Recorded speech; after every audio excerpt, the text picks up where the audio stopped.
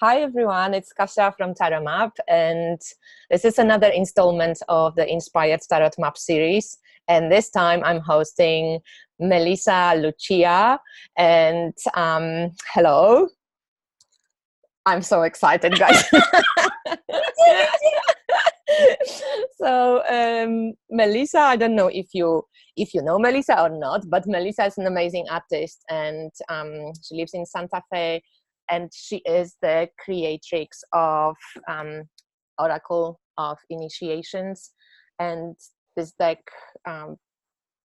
I probably by the time I put the interview out, the review of this deck is going to be linked in the description box because I haven't done it yet, but I think I will. But if you guys follow me on Instagram, and I know that most of you do, you have seen me post with this deck before.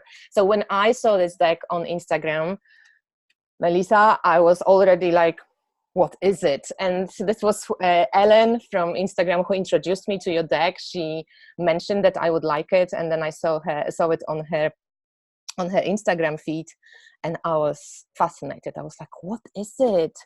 What is it? Like, I want to know more, you know. I was like totally enchanted by these images, and I was thinking like, wow, like that's weird. Like, I love weird. I love good weird. Like, what is it? So like when I, looked you up and connected with you, and you just have such a cool, I told you this before, but like, this is like a creative rebel energy. It's just so inspiring. So I thought like I have to have you on my Inspired Tarot Map because I'm inspired. So I hope everybody else who watches this will be inspired as well. So Ancestry, who are they for you? Who are your ancestors? Who am I in this lifetime? And I actually think that this is a very interesting question, and I don't think it's a totally straightforward question, depending on how mystical or metaphysical you are. My DNA in this lifetime is German and Scandinavian, predominantly Norwegian, a little bit of Finnish, a little bit of Swedish, and then a little bit of Russian in there, I think. But so very Northern European. And I think we're going to talk about this a little more later, but there's also been a lot of other cultures that have bled through in this lifetime, unbidden, that I didn't, since I was a little kid. As a little kid, you're not thinking, oh, that would really be cool. I want to culturally appropriate that group. Like it doesn't exist. And it's tricky. So we'll talk about that more. But so I'm predominantly German and Norwegian in this lifetime. Yeah. Have you done this test, or you just know from ancestors that you... My big brother suspicion doesn't want my DNA in their data bank at this point, but I might at some point. I don't know. I would love to do it, but somehow in Poland you can't do it. I mean, we don't have those companies who do it, so you have to. Really? I have to send it to like other countries in Europe or to the States, but it's really expensive to send it to the States. Send it the samples. So we'll see. Maybe I will send it to Germany or to England. I think this is going to be my birthday gift. I'm only afraid that I'm just going to be Polish, and that's it. I'm going to be so like boring. You want something more glamorous. Yeah, I would love to have some mix there. Yeah. Well, I don't look very Eastern European, and I'm from here, so who knows? I mean, I'm kind of Central Europe apparently, but feels like Eastern Europe. So, okay, we have this, and the ancestry. I always like asking about it because I love this. We never come from nowhere, and also I think so. You live now in the US. And you live in New Mexico, and this is also your love state, yeah? You fell in love with this state. This is somewhere when you chose to be. Right, it chose me, and that's a good story to ask how somebody who was sixth generation from the Pacific Northwest ended up in the high desert. It's an interesting story. It's part of the story. From water to the sands. Okay, so I've got the book, which I loved reading. So I've read this introduction when you describe a lot of your story, but for the sake of people who maybe don't own the book or don't own the oracle but still watch the interviews, I would love to ask you, because in the book you call the period when you were creating the cards your Artemis Return. And Yes. I love Artemis. So I was already going like, Saturn Yeah. return I heard about, by Artemis return. What is she talking about?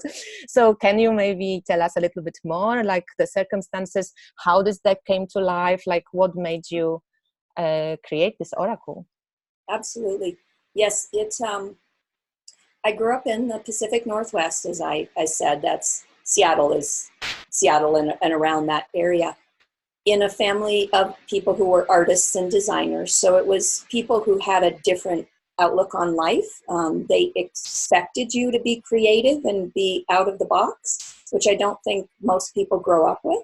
And so my family was already a blessing in that way with sending me on a different path. And so, but I really wanted to have children. I love children. I studied that in school, one of the things I studied. And I got married to this really wonderful guy, and we were headed along that path. But this was in my 20s, and I was incredibly anxious. I mean, like, kind of jump out of your skin, anxious, mixed with depression. This was in Seattle. And I didn't have anybody around me till my late 20s that was mystical, that was metaphysical, that knew about these things. And I started reading Carolyn Mace, James Hillman, and I started to realize that there was this whole intuitive spiritual world that I hadn't really known to access, and that I was so struggling because I was an empath. I was very, very, very sensitive, and nobody had told me. So I was picking up, I was this open sponge, like all the doors were open to everybody's access. And I was swirling in everybody else's unresolved issues. And so I was married, but as I say, really struggling. And my husband came home one day, and he had a good job, and, you know, we looked like that American dream sort of a thing, except I didn't feel very good. And he came home and told me that he had jaw cancer, that he was sick, and he was young and he looked healthy. So this was, to say it's out of left field, to say it was this, you know, thing that was strange. There aren't words for how bizarre that was. And so he ended up dying a year and a half later. Mm. And for about a year, I wanted to, I've never been suicidal, but there's been times it's like, this is not my real home. Like, I'm a spirit. I'm in this body. It's cool in some ways, and it's grueling. It's emotionally grueling. And so I wanted to go back home. I'm like, why am I here anymore? I don't have kids. My cool husband's gone. I don't know why I'm here. And so at the year anniversary, this was when he died when I was 33. He was 37. I had what I call my come to Jesus talk. And I decided to deal with all of the anxiety and fear and insecurity and whatever it was. Like, I didn't even really know what it was, but I was like, I'm an adventurer. I'm an artist. I always have been. I think the world is amazing. I'm going to go deal with this. I'm going to go figure out who I really am. So I went back to the three plus main things that I always knew were me, because I think that's like, you have to go to the source of who you are, if you even know what that is. And I knew what it was because I've always been so creative. So I always knew that I'm an artist, but I have to create. Like, every cell of my being is an artist. And I always loved adventures. You know, that was the cool thing about my family, is we would explore abandoned buildings. We'd go down ravines in the woods and explore. And my dad was really fun in that way. And then nature. I mean, nature is my soul. If I'm, you know, I think of myself as a fairy. And so, you know, fairies, we know where. It's also why I don't look my age. I mean, people meet me and they go, "You're not 51. Like, it's because I'm a fairy. No, fairies don't look their age. You're probably a fairy too. But I'm 44. You could be my age. But yeah, it's something about it. Yeah. How old are you? 44. You're 40. That's what I'm saying. Yeah. So yeah. Same thing. And so knowing, and then spirit. Like, there was always a sense of spirituality, not religious, spiritual. And so I had the resources to not have a job then. And I went on a 7-year quest because I needed to resurrect myself. I was dying. I needed to find who I really was. And horses came in. basically I'm at that point now also where I'm in this swan dive where there's some shift in who I am in the world and what I'm offering and how I do things. Not very comfortable sometimes, but if you do it enough, you learn to, okay, I'm swan diving. I just jumped off the cliff. Here we go. But so I spent 7 years falling in love with horses, moved to a horse ranch in Texas, and started taking these photos, these 70,000 photos. So there was the earthen body images first, and then the painted body images that became the images in the deck. But the word selfie didn't exist then, so it was the camera. I became one with the camera. It was ceremonial, it was ritualistic. But so over that 7 years, I moved from the horse ranch in Texas to New Mexico and fell in love with New Mexico like I've never loved anything in my life, really. And created the deck down in graffiti tunnels and on the land. And there are no alterations to any of the images. So if you go look at the images and you see, they look like petroglyphs coming alive off of the cave walls. And a lot of this came out of dreams. I moved to the Southwest from 5 pivotal dreams that showed me being very happy living on red earth. And I thought, okay. Yeah, that's what I wanted to ask. I'm sorry. Like, how did you move to New Mexico? Was it like, did you fall in love with somebody? Was it a person? Was it a dream? Yeah, you just. It was dreams. It was dreams, and it was the horses. So there was this. I mean, you and I could sit here for like 3 hours and really, really, really tell you the story. But horses and shamanism came into my life, not knowing that they were going to come. Like I say, I had decided that I was going to be a mom and have this kind of Martha Stewart lifestyle. So I had done blinders that I was all this other stuff, which is fantastic. And so out of finding these things coming to me, and I think they come to us. I think that things come to us. We choose them, but they come towards us. So shamanism teachers came to me, all this mystical stuff, books literally falling off of shelves in bookstores, all these sorts of things. And so the horses came, and I ended up going on a Hopi pilgrimage, which was this amazing transformative thing. And so in the midst of that dream, this epic dream about a blue kachina head, which is a whole nother story, but the Hopi kachina, that's their elemental spirits. This dream came to me, and then I went on this pilgrimage, and I had these 5 dreams about being really, really happy living on red earth. And I had met this woman who had a horse ranch in Texas, and we were teaching together. I was teaching the art and the mystical stuff, and she was doing the horse stuff. And out of all of that came those 5 dreams, and I thought, okay. So there's been these times where I've jumped off the cliff over and over again, where I've done things that are very much off of the main path and trusted and followed. And courage builds on itself. It's like you build a courage bank account. It's like there's no online tutorial for being a badass. It's like you just have to do it, and you have to do it, and you have to do it, and it's a trust walk. And some days it's easier than others. Some days my prayer all day is, can you remind me who I am? Can you remind me who I am? Which is an infinite spirit, is a co-creator down here who is not a victim, who is not limited, or who has lots of potential to do cool things. But some days I don't. Some days it's like I feel weak, and where's the money? And yeah. Money's pretty much the big deal for everybody. That was my morning today. I was just going, I'm not like a Buddha today. I want to fucking cry, sit and argue and vent and be ugly and like, no, I'm not good and I don't want to be good. Well, thank you for not hiding your shadow, dear one. Well, yeah, just like, and then I talked to a girlfriend and like vented for half an hour, and now I'm feeling like a new person already. So it's cool. But yeah, I was just going like, oh. Yeah. I think like, right. It doesn't matter. It's another story as well, but I don't want to take this time now because I wanted to come back also to this Artemis. Why Artemis Return? Like, why did you call it back Artemis? Back to Artemis. Yeah. So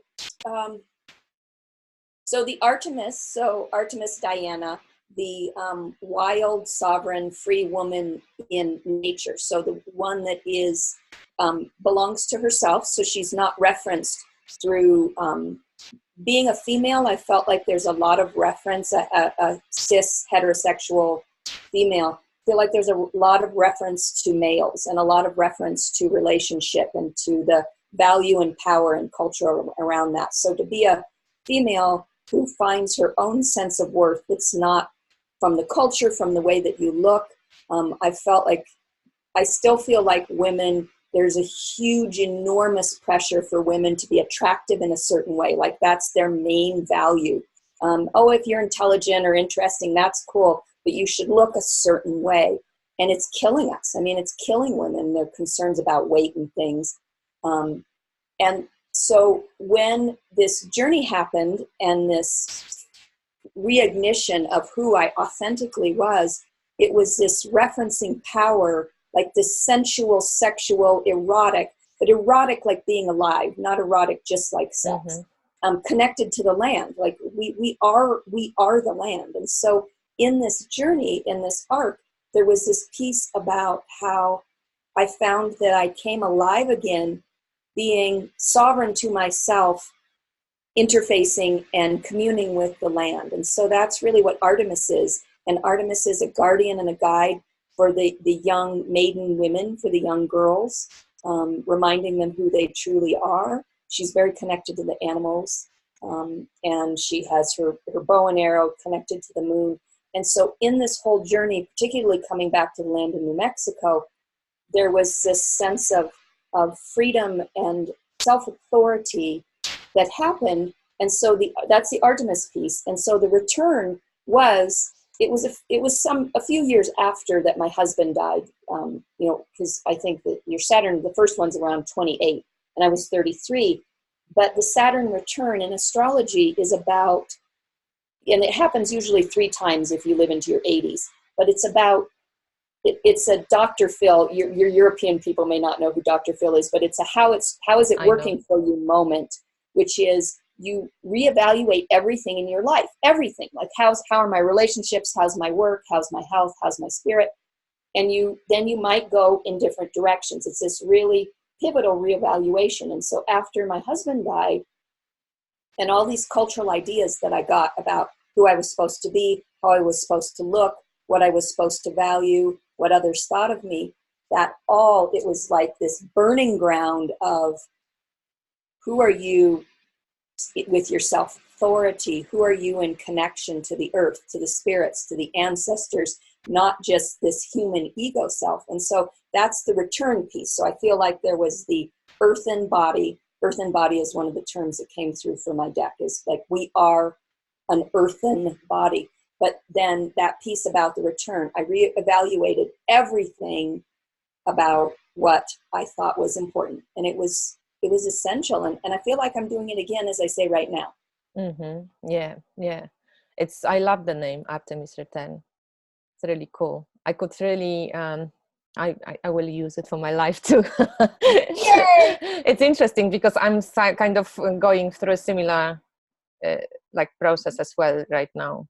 But I'm like, when you're in it, like you really have to trust, because you don't know exactly if you're truly going through it or if it's just it's going to finish tomorrow or in a year time. Like I'm kind of in the tunnel, but I'm sure like something is like shifting.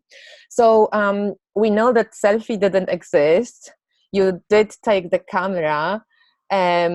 When you were taking those images already, did you already know that it's going to be an oracle, or was it in the beginning just for the book and just for the images, for the process itself, or did you know you wanted to make it into the cards?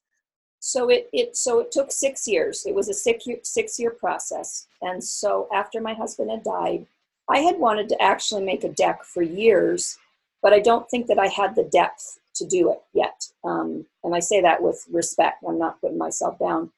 And so I had, it's so cool to see them there. So I wanted to make a deck, and I was doing some coaching with a friend of mine, Sonia Lee, some business coaching, trying to figure out what direction I wanted to go in. And she said, make a list of the things that you're interested in and sit there in your body and visualize, like do a journey, visualize, and feel yourself in that situation. So somehow making a deck had snuck into that list. Like that was not, being in galleries, putting my artwork on t-shirts and bags and things, like those made sense. The deck straight up snuck in, but you got to let things sneak in. And so when the deck snuck in, there was this, I sat there in my living room and did, I was, okay, I'm going to do my process. Another essential piece before I tell you what happened there was I let go of the 3 major commitments that I had previously so that there was space. You need to have space to do things. And some of these commitments were hard because I was raised culturally as a people pleaser. I mean, I feel like the women that I know have been raised to take care of everybody else before themselves. And so I've had to deal with my people pleasing pieces. And so it was, some of them were hard commitments to let go of. So that was badass already. So then I'm sitting there and I'm visualizing in the gallery and it's fine. And art on t-shirts, it's fine.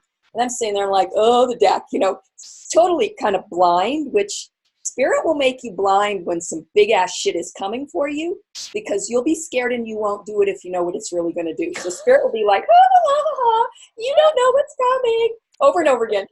And it's good because we wouldn't do it. You wouldn't do it. I wouldn't do it. So I'm sitting there and I'm like, okay, deck, whatever. Top of my head blows open.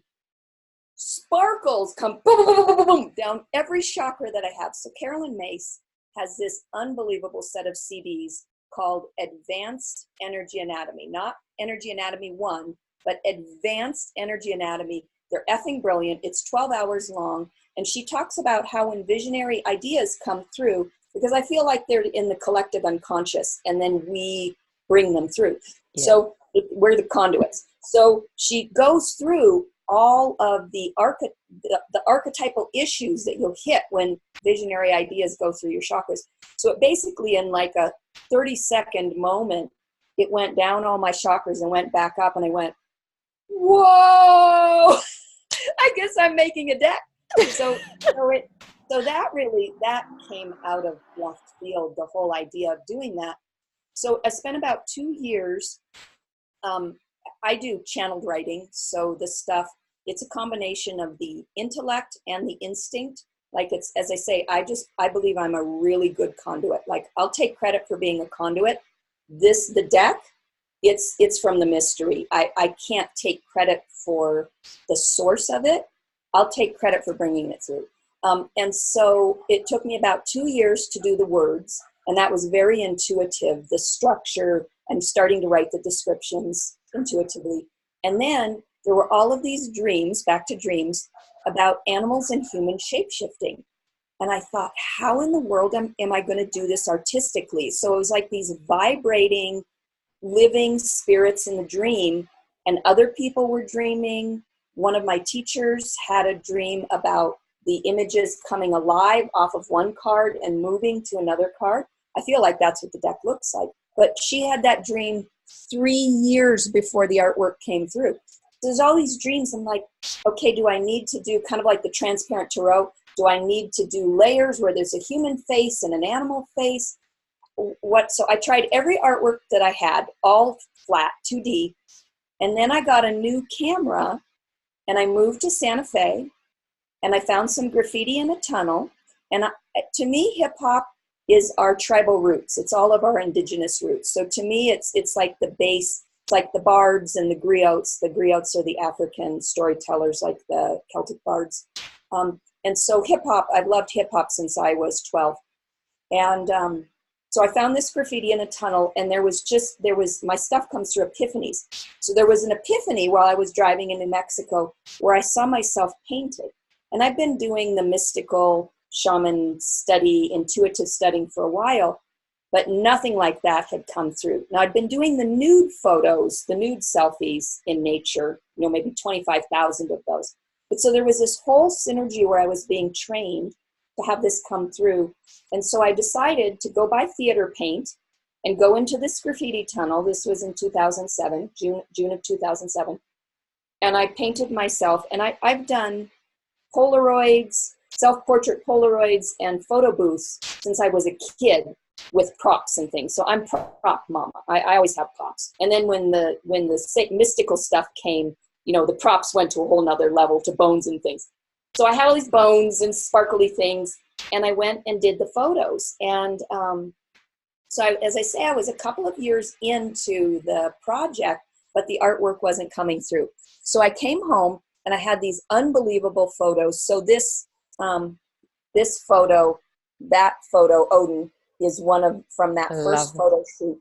And I came home and I sat down to talk to the spirits, because it seemed like it was the artwork. I'm like, oh my God, this is the artwork. I was so like, finally, because, you know, I didn't think it was real.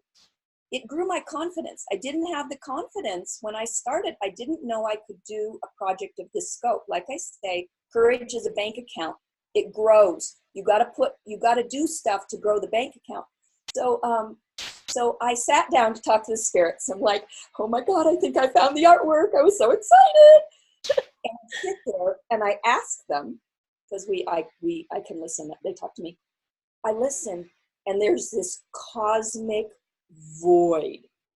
There's no answer. Now, it wasn't a blow off. It was clear that it wasn't a double middle fingers, we're not going to answer you. It was, we're not answering you for a reason. So my sassy side came out, and I said, okay, I see that you're not answering me, but I loved this so much that I'm going to do it without expectation.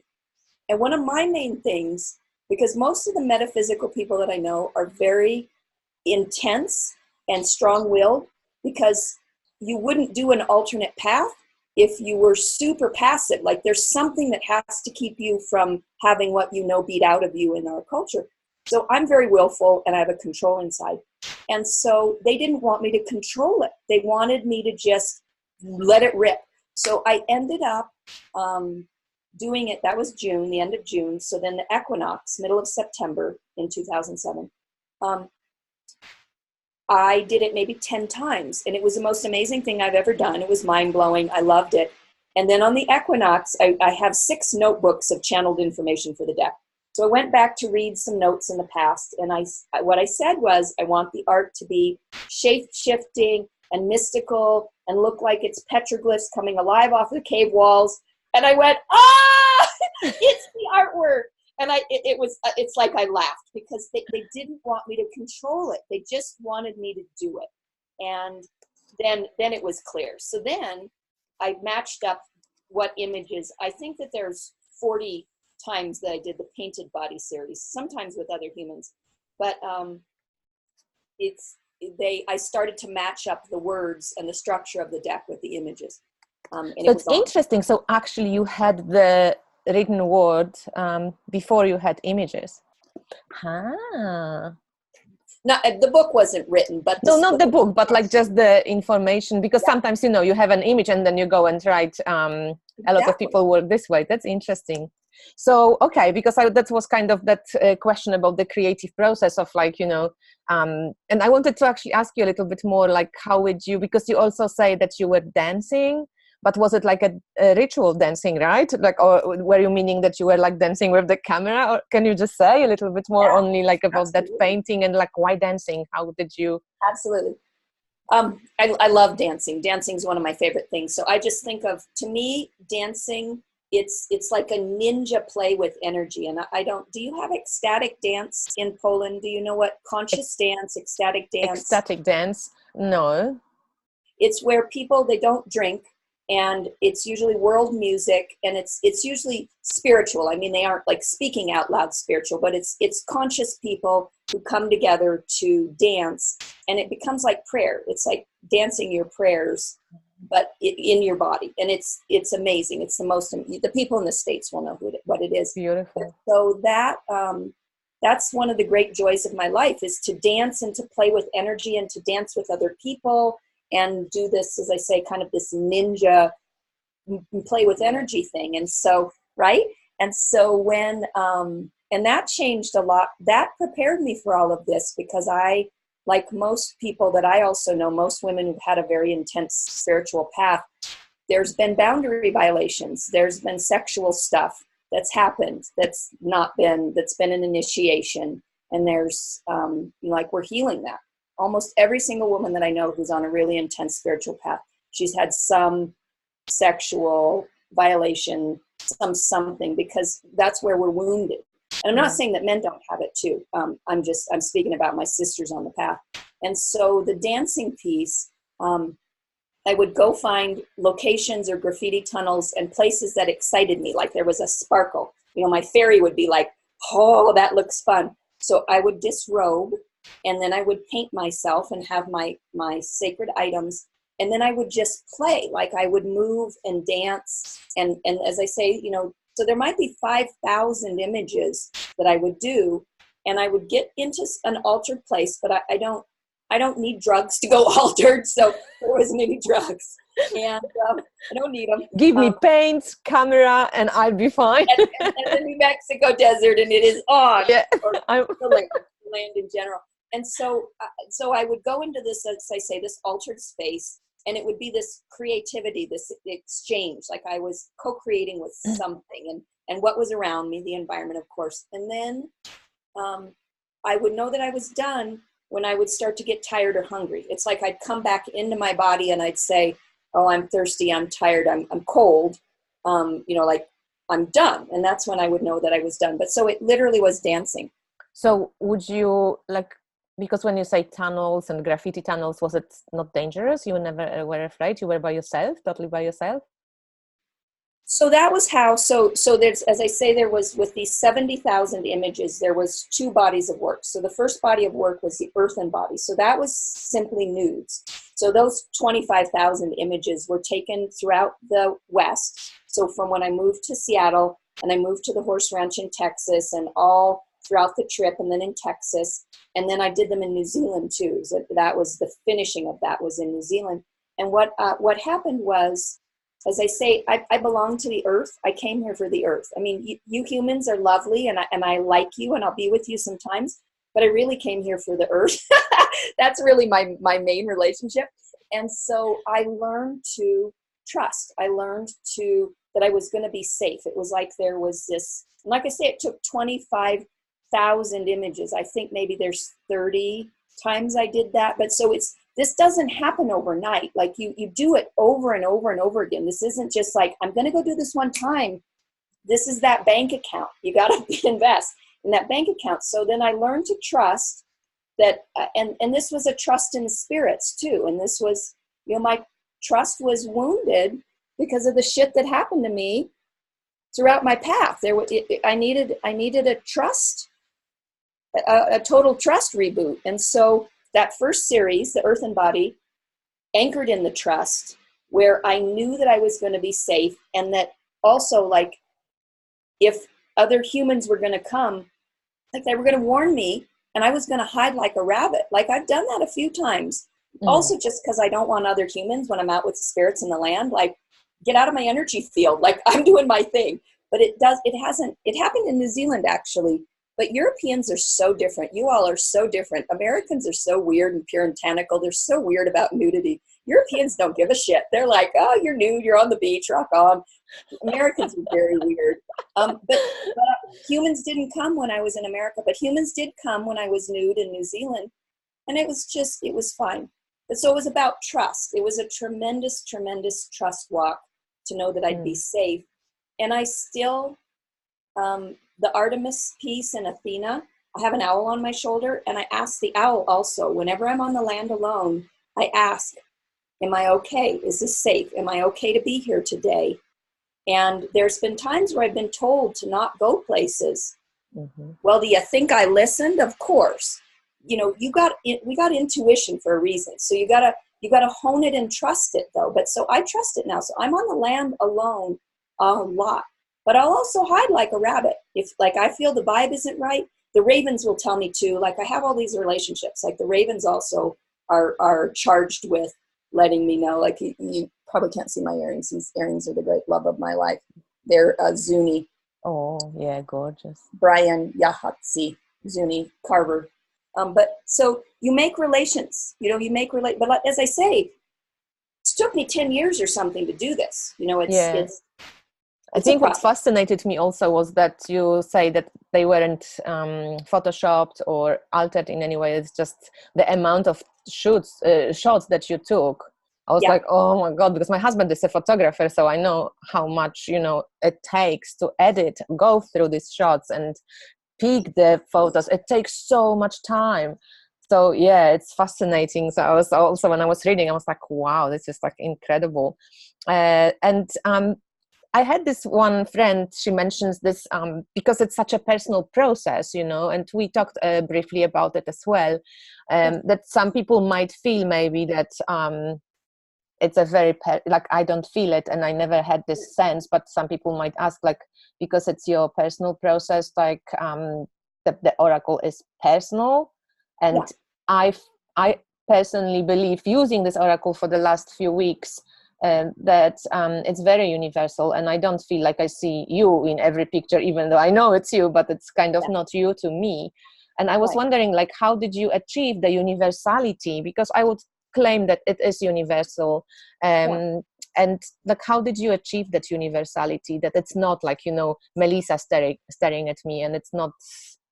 And you can maybe mention and weave in general the deities as well. We might speak about the cultural appropriation next, but each of the images you connected in the book to a deity. So I was wondering also, how did you pick? Was it also channeled before, like, because the text was already done? Or can you say a bit more about that? Because that's interesting.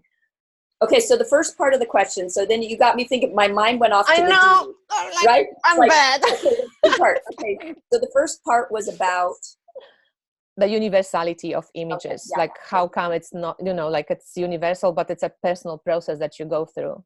Sure. So as I say, my take about creativity, whatever words you want to use for it, muses, you know, muses is a classic term for it, that there's this collective energy of creativity and potential. And when we become humans and I think we are part of that when we're not in this body anymore, like it's source, like it's all it is, like the Akashic records of all it is. And when we come down here, and we become in this body and we think we're separate, that whole game, there's this piece about tapping back into that is transcendent, that something that is beyond us, something that is greater than this human ego self, but also this human ego self is part of that. And so in doing the project, as I've said before, I feel like I was the translator. I was the conduit. I was a person who happened to have all of these different skill sets, these experiences, this courage, these fears, these insecurities, you know, it all comes together. All of these pieces came together, and I was a person, and somebody else could have done it too. But I happened to be the person who said, okay, I'll take that job. And I did it. And so what happened and also, you know, I've spoken of this, but the 70,000 images, that's an insane amount of training to get the fuck out of the way. You know, it's one of my terms, is get the fuck out of the way. It trained me to not try to hold on to it. And so when you're a human and you can get out of the way enough to let something that's beyond you come through, it has the potential of being archetypal. It has the potential of transcending you. And so that's what I feel like happened, is somehow my beautiful little controlling self was able to get out of the way enough that something came that was beyond the human, you know, that it was the transection of the other world and this world, like between the veils. Like I took pictures between the veils. And I totally, you know, I think if anyone who watches it is an artist, I think you often feel this when you're in the creative process, that it's kind of not really you, but like it's you, but it's not you. Like also when I do, you know, my wands, I make them, so they're personal, but like when I'm in the process, I'm not, that's why I never take like commissions, because I can't just do something because I want to do it, like I want to certain quality or something. I'm like, I only can do it when it flows. Like sometimes I can't do anything. So yeah, like the zone, you know, it's the zone. Totally. Is that you I'm writing a book about wasting time. So the wasting time is being a little cheeky, it's being playful, but about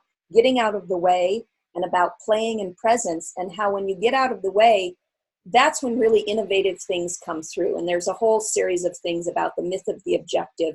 But this is what I've apprenticed to, is how do I get out of the way while still being present enough that I'm going to make some product and bring it through. Because you can't just be in the ethers and do that out there. Like, you got to go to Printer Studio and load them up. It's this really strange combination. But so, in the book, I said this before, I feel like I became other. Like somehow this little German, Norwegian body form became something that these other energies came through. And so that's where, so the Guardians, whenever the Guardians are talked about, I get super excited. So the Oracle deck, the structure of it is that there are 8 different realms, 8 different sections. That's this evolution through transformation, that there is this... these gateways, right? They're gateway cards, so that you start out in a very innocent place, and then you have this sense that you need to go on this heroine's journey, that you somehow, like, you don't have a choice, like you got to go beyond where you've been. And then what happens is you start to get initiated because you're naive, and not naive in a bad way, just this is to temper you, this is alchemy, this is to grow you. And so then you go through challenges and breakdowns and stuff that happens, and you come out the other side of that figuring out what skills you got.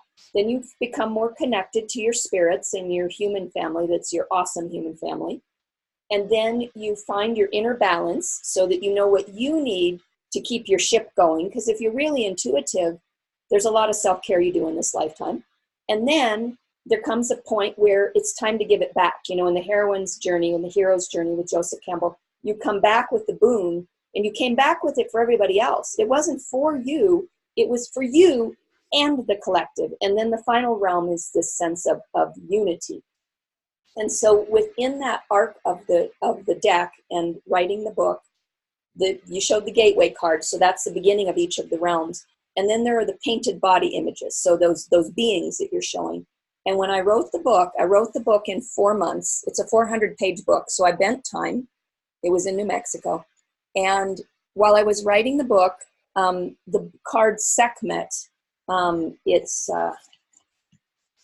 see if I can find it. That was the first card where I was writing the book, and I looked at it, and I looked at it, and just this epiphany hit. Like I said, it's all about the epiphanies. And I went, that's the Egyptian fire lion goddess, Sekhmet. Like, I just knew. I looked at it, and I went.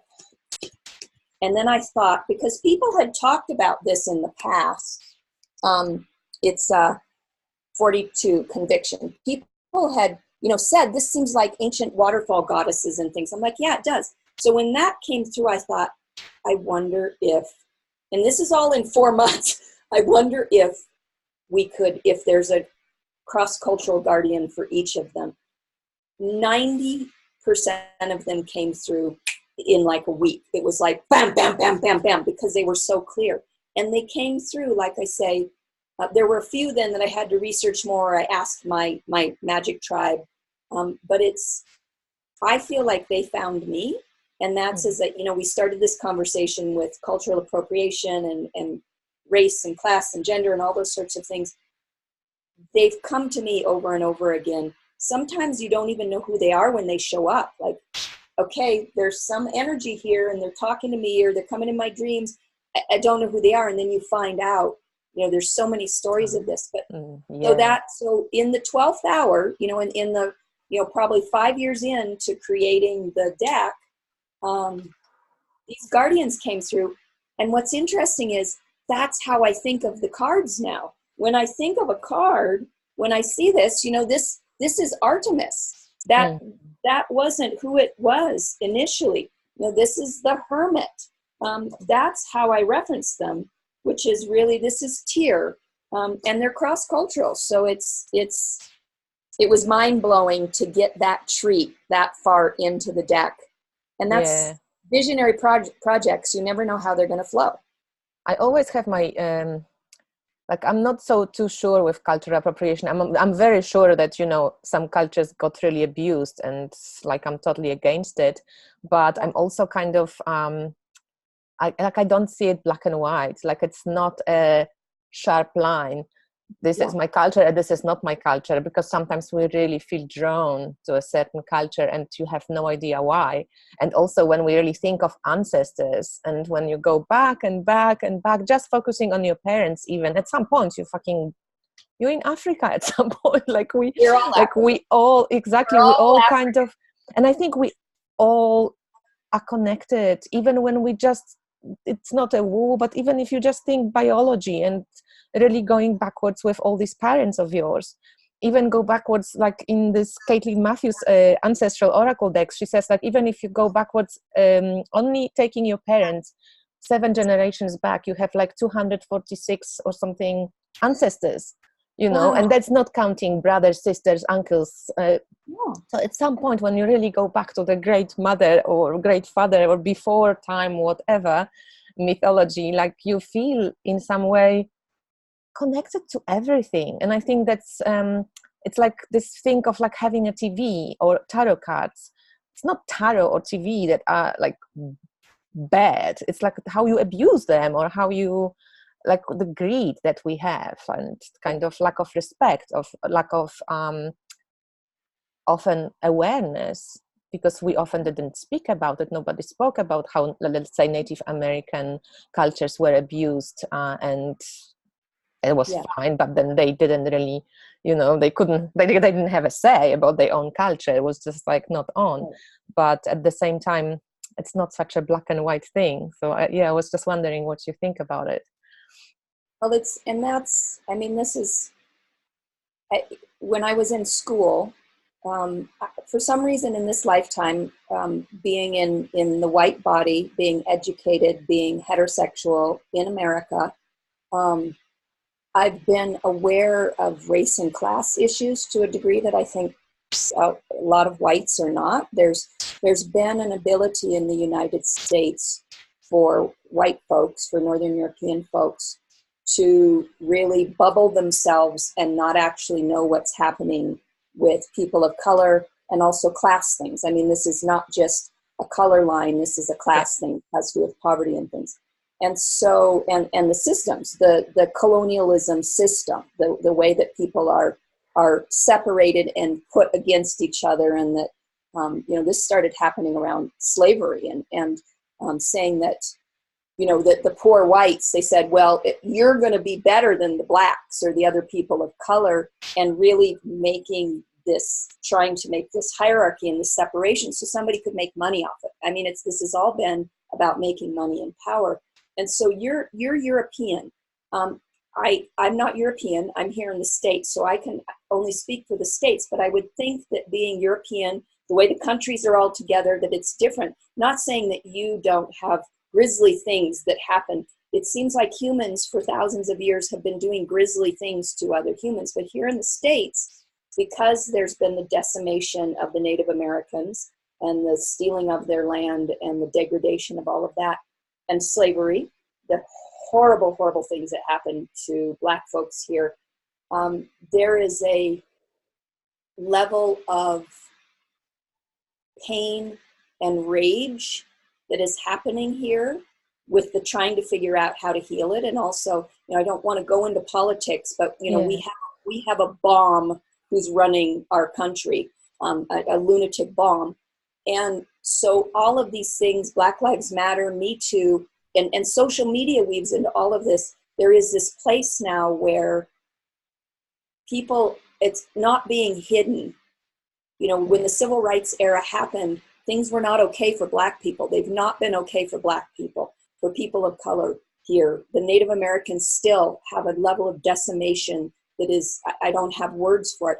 And so there's this piece, I feel like the part of the rage and the trying to, have the go back to come up to here is that the issues about cultural appropriation and Northern European people coming and trying to get the cool stuff, the medicine stuff from the Native Americans, or the the Nanga and Sangoma stuff from the Africans and all those sorts of things, that there is a patience and a humility and a compassion that is different when I did the deck. And to be honest, I painted myself all sorts of colors, but we had a whole thing about blackface here in the States. And I thought, I painted myself black among other colors, and I felt a little vulnerable about it. It's the last thing on the planet of disrespect, degradation of Africans and African Americans that this energy is coming from. But we're at a time where people haven't had voices, and people have been and continue to be constantly, daily. The United States is a shit show with race relations. It just is. And as I say, you all have, your stuff over there too.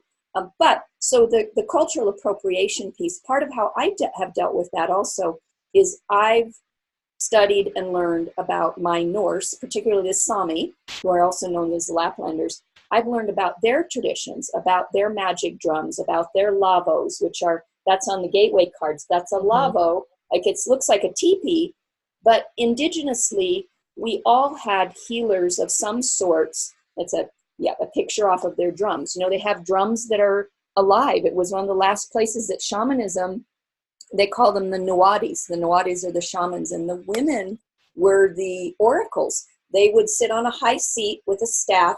They would have something covering their face. There would be singers in the 4 directions, and these women would go from village to village, and they would go between the worlds and get messages. This is what our Norse people did. This is what everybody did. But so I have some understanding and tradition and background in my tradition, as well as doing some very respectful connection to other traditions. And as I've said before, they've come to me unbidden also. They've come to me and said, you belong to us.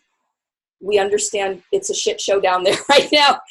And so I just, as a very Northern European and trying to be conscious person, I just try to really navigate this with incredible respect and love and patience, because it's particularly here in the States, the amount of healing and reparations that we have to do. Yeah. And as a Northern European person, I also try to speak to my other white folks when they've got blinders or when they say stuff that's a white supremacist sort of a thing that they're not aware of, because whites are really unaware for the most part. Yeah, I know there's a lot of awareness being brought up to our attention right now, which is, sometimes it's not even like you just don't think this way, because the whole system is so fucked that like you kind of think I'm not a racist, but actually I can probably say with 100% certainty that every white person is a racist on some level. And it's like 100%. When I started like really kind of reading more about it, it's full on. But but thank you for explaining a bit about it, because I think it's important. But at the same time, as I said, it's like, where are the borders? It's like in the spirit world, it also seems a little bit different, and not that. It's a tough one. I think it's hard to be right or wrong, or I don't know. Maybe some people know better. I'm not. I don't know. But I wanted also to. I think we're going to slowly close it, just because I could chat for another, as you said, 3 hours. But I think like whenever I see these interviews being very long, I know that a lot of people will just go like, oh no, this is over an hour, I'm not going to watch this. I'm trying to make it shorter, but I just can't make it shorter than an hour from what I see. You mentioned about the structure of the oracle, which was great. I just wanted to ask you, maybe as a last question, like, how do you use your cards? Like, do you draw them by random, or do you kind of, can you just share a little bit and maybe share something like a way maybe the audience could try at home, even with not necessarily with this oracle if they, don't have it, but also if anybody wants to purchase it, it's on printers. What website is it? It's if they go to my Instagram, so go to Mellissae Lucia Instagram, and there's a free link. And then it'll get you for the deck is through Printer Studio, and then the book is through Blurb. So there's links to ordering both of those there. And I link them below too, just for people, your Instagram account and your website, so they can. And just for full disclosure, I had printed these bigger cards previously as postcards before print on demand was easier. So what's available is the size that Cassia has. The tarot size. Yeah. That's what's available. They're beautiful. And they're more affordable. That these were limited editions. So those are $50. The book is $30 just for and the book is also, I just mentioned because I thought it was a great idea too. So the book is really nicely structured.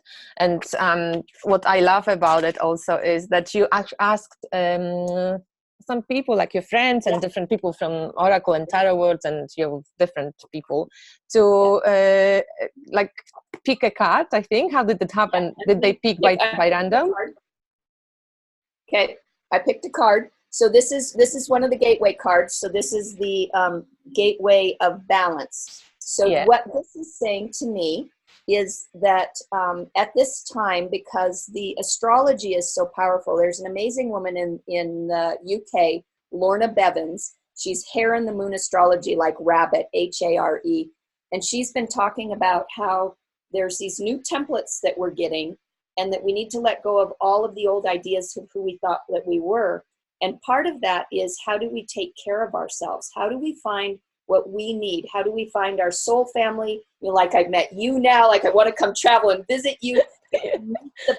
What sort of nourishment do you need? What sort of a sanctuary? You want a sanctuary of a physical house. You want to take care of your body. You want your creativity and your spiritual connection. You want your soul family. You want your people that you love, you know, your best friends. And even if they're on the internet, sometimes our best friends are on the internet, but we need to find out what we need to balance ourselves at this time, because the energy is so intense that we're not going to be able to show up if we don't take care of ourselves and know what we need and really honor that. And sometimes empaths and sensitives, highly sensitive people, intuitives, there's insecurities because we've taken on so many other voices from other people, so we don't know who we are. So that's a real path for empaths and intuitives is to find your own voice and your own power. And then out of that, that's when you start creating and you get fed with the creation. But if you don't know who you are, you can't hear the voices. And you have to hear the voices to be able to really co-create and be courageous too. So there's something, so the card is asking you all, you beautiful humans, and me too, because I've been struggling the last couple of weeks. I don't know, that astrology's been kicking my ass. So I've done everything that I know, take baths and smudge and take a nap sometimes and walk on the land. So talk to friends, do divination. Like, what do you eat really well? What do you all need to do to take care of yourselves? Because we need you. Because you're beautiful and we want to play. I want to play with you all. But if you're an emotional, energetic wreck, you're not available to play with us. And as I say, you know, this is me too. It's all of us. We got to take care of ourselves, dear ones. Yeah. And so just to like pull your tongue a little bit more. So when you have this deck, like what do you shuffle? Mm-hmm. You pull a card a day randomly, and do you do, because I read somewhere on your website, I think, that sometimes you like do crazy stuff with these cards. You like, well, I do leave them in mud and I do wait how long it takes for them to dissolve. And I cut them up, but I also like to layer other cards on them. I mentioned the transparent tarot. What is her name? Oh yeah. What is her name? I know. Emily Harding. Emily Harding. She did a fairy. Emily Harding. Yeah. What's her name? That deck is amazing to layer over other cards. But yeah. So I do it just completely intuitively. Usually I shuffle through it, and they've had me pull from the bottom of the deck basically for like 8 or 9 years, 99% of the time. So I'm pulling from the bottom of the deck. But I do tend to usually like to pair them with other cards, because then there's a depth of understanding, partially because I made the deck. There's a level of connection that's so obvious sometimes, no disrespect to their depth, but it's like sometimes I want another layer. So I like to layer them with other cards. They're also amazing for dream work. And people use them for creative projects, like to say, where am I at in my arc of my creative project? Also, I like when you pull a card, what's the one above it? What's the one below it? So maybe like what's hidden? What's hidden is my favorite question because I feel like humans have blinders. When I go out to an event, I will pull cards and put them face down. And then when I come back from the event, I see what it said about the event that it prophesized that I didn't recognize. Ah, that's a good one. Yeah. So like, yeah, see later on how it... There's readings in the book too. Each of the realms, each of the sections has a different reading, and those are pretty fun too. But I'm a rebel. I'm a divination rebel. So I just always like to do something strange and interesting. That's cool. That's cool. Thanks for sharing. And I love how you, when I was reading how once you left those cards in the mud, and I think it's on your YouTube, isn't it? On your YouTube, the little videos. You were like waiting for the cat to like. It's nothing is happening to it. Nothing is happening to it. Nothing is happening to it. And then at some point, it just like a card in the snow for 40 days. I left Freya a card out, and so it disintegrated over about 40 days. It was amazing. Jesus's journey in the desert as well. Yeah, right. Funny. Yeah, cool. Well, thank you so much for joining us. And if anyone is interested in the deck, as I said, all the links will be below. You can visit Melissa's Instagram and the website, YouTube channel as well. I don't know if you posting more movies now, but you have some quite a few there as well for people to watch. And yeah, the book is excellent. I recommend it highly. But if you want to see my review, you can go and check it out. And I hope you guys inspired, because this was lovely. So thanks everyone for watching, and I speak to you another time. Bye.